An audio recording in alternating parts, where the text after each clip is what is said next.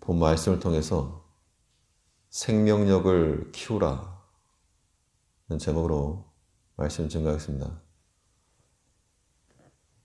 예전 그 유산균 음료 광고 카피 가운데 우리는 살아서 장까지 간다, 그런 광고가 있었는데, 아무리 좋은 유산균이라 해도 이 장까지 내려가는 중에 파괴되어 버리면 정작 역할을 해야 될 곳에서 일을 못하기 때문에 그것이 손상되지 않도록 캡슐을 씌워가지고 죽지 않고 살아서 장까지 가게 한다, 그런 내용의 광고였습니다. 하다못해 그 작은 눈에 보이지도 않는 그런 균이라도 살아있는 것이 역사한다는 겁니다. 우리가 하나님의 생명을 받아가지고 그 생명으로 산다라고 하는 것도, 우리가 주일을 할 때도 살아서 주일을 하고 주 앞 이를 때 산자가 되어서 주일을 감당하는 겁니다. 그렇다면 우리가 예수의 생명을 받고 산자가 되어 우리의 생명력을 키운다는 것, 어떤 모습을 가져야 될 것인가?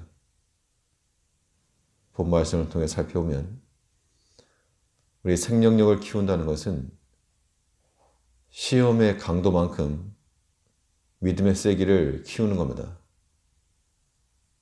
우리의 고난이 많고 환난과 슬픔의 일이 많은데, 비록 그런 일이 있을 때 우리가 살아서 주 앞에 이르려면, 우리의 믿음이 산채로 역사가 되려면 그 고난과 환난과 시험의 강도만큼의 적당한, 그것을 대응할 수 있는 믿음이 우리에게서 나타나야 됩니다. 우리를 대적하는 사탄의 모든 환난과 고난과 시험은 오직 믿음으로만 대응할 수 있고 믿음으로만 제압할 수 있는 겁니다. 그럼 시험이 크면 어떡한가? 시험이 크면 클수록 우리 쪽에서도 큰 믿음을 내보내서 싸우게 됩니다. 이것이 예수의 생명을 받은 산 자들이 행할 일이요, 또한 살아서 하나님께 이르는 자들의 모습입니다. 구절을 보면 내가 생존 세계에서 여호와 앞에 행하리로다. 이 생존 세계라고 하는 말은 산자의 땅에서라고 하는 의미인데, 비록 이 땅 가운데서, 소망 없는 이 땅 가운데서 살을지라도 하나님의 생명을 받아서 산자가 되었다. 그래서 그것을 생존 세계라고 말한 겁니다. 환경은 그대로인데 구원을 받고 믿음을 얻은 우리가 산자가 되었다는 겁니다. 그 믿음이 있는 자들이 서 있는 땅이 산자의 땅이요, 그것이 또한 생존 세계입니다. 이러한 생명을 가지고 있는 자들이 여호와 앞에서 행한다라고 말하고 있습니다. 9절에서 내가 생존 세계에서 여호와 앞에 행하리로다.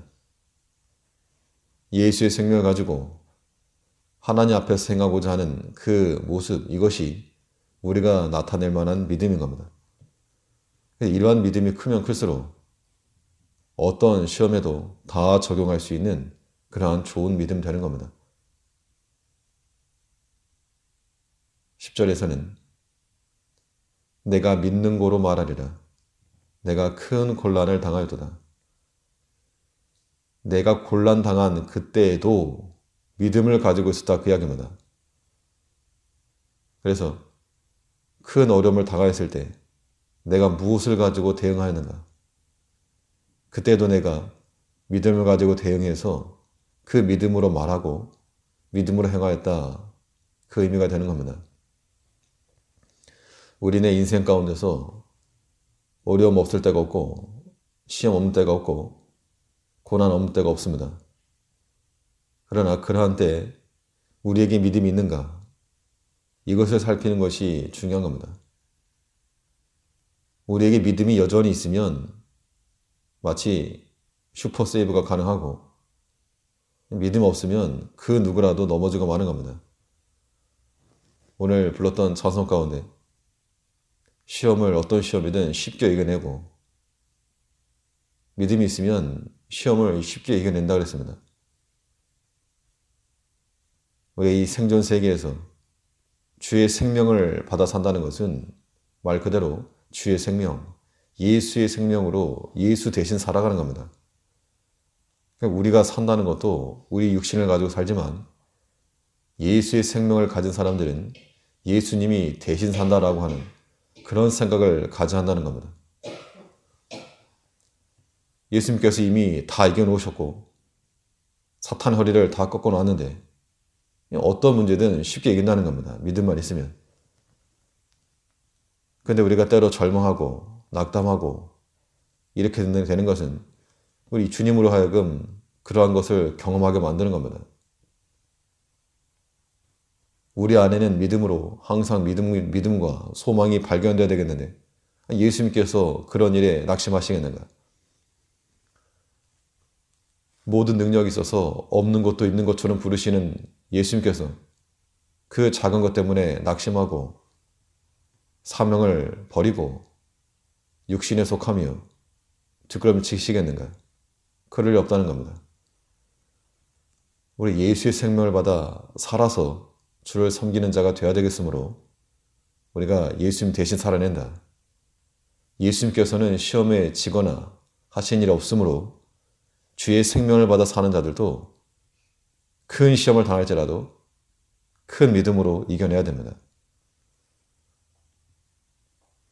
이 본문 시편 기자는 내가 큰 어려움을 당하였을 때 내가 하나님의 말씀을 버리거나 하나님을 신뢰 못할 자로 여기지 않았다라고 말하고 있는데 11절에서 내가 경겁 중에 이르기를 모든 사람은 거짓말장애를 하였도다. 이 경황이 없어가지고 거짓말했다는 것이 아니라 참 그 말도 안 되는 황망한 순간에도 하나님의 약속을 잊지 않았고 도리어 사람의 말과 행실과 주장에 대해서 도리어 그것이 잘못되었다 라고 말했다는 겁니다.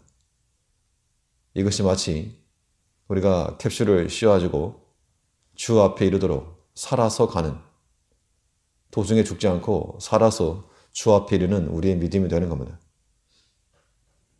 큰 시험을 당하였으면 큰 믿음 내고 작은 시험이면 작은 믿음으로도 쉽게 이겨낼 수 있는 우리는 곤란한 중에서라도 내가 믿는 거로 말하리라.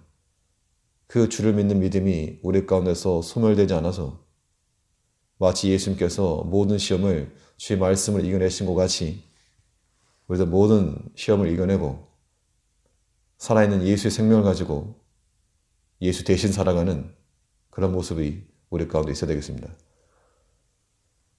예수의 생명을 받은 우리가 어떻게 살 것인가?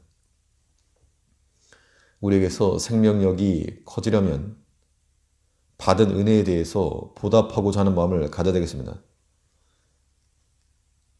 사람이 배우는 것으로만은 성장이 많지 않고 배운 것을 내가 전하고 가르치려고 할 때 더 큰 지식의 진보가 일어나는 겁니다.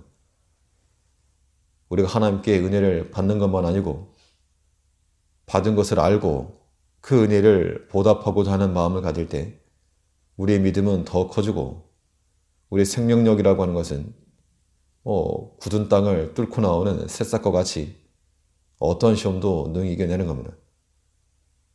은혜를 기억하고 있기 때문에 쉽게 낙심할 수가 없는 겁니다. 그래서 우리는 하나님의 은혜를 어찌 갚을까? 라고 하는 질문으로 살아가는 것이 우리를 복되게 한다는 겁니다. 12절에서 여호와께서 내게 주신 모든 은혜를 무엇으로 보답할꼬?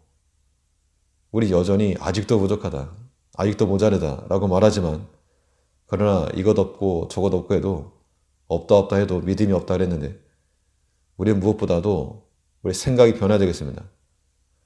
우리에게 부족한 것이 많이 있을지라도 우리는 이미 주께서 주신 그 은혜를 기억하여서 내게 주신 은혜를 어찌 갚을꼬? 이미 받은 은혜가 크다는 겁니다. 이러한 마음을 갖는 것이 예수의 생명력을 키우는 겁니다. 그 은혜에 감사하며 살아가는 자들에게는 하나님의 또 다른 은혜와 은총이 주어지는 그런 원리를 깨달아서 우리가 내 몫을 챙기려고 하는 거 말고 13절을 보면 내가 구원의 잔을 들고 여호와의 이름을 부르며 여호와의 모든 백성 앞에서 나의 소원을 여호와께 갚으리로다. 내 그릇을 채우는 것이 아니고 주께 서원을 갚으며 주의 이름을 부르며 주를 위해서 주의 잔과 그릇을 채우기 위해 살아갈 때 하나님께서 우리에게 덤으로 우리의 필요한 것들을 더 주실 거라는 겁니다. 이 믿음이라고 하는 것이 처음 시작은 살았는데 어느 순간 죽어버리고 없어지는 믿음이 아니라 살아서 주 앞에 이룰 수 있도록 산자의 모습을 가지고 큰 시험이 임할수록 큰 믿음으로 우리는 받은 은혜를 기억하여 어찌 갚을꼬 주께 그 은혜를 보답하고자 하는 마음으로 살아가면서 모든 주의를 감당하는 우리가 되어야 되겠습니다. 기도하겠습니다.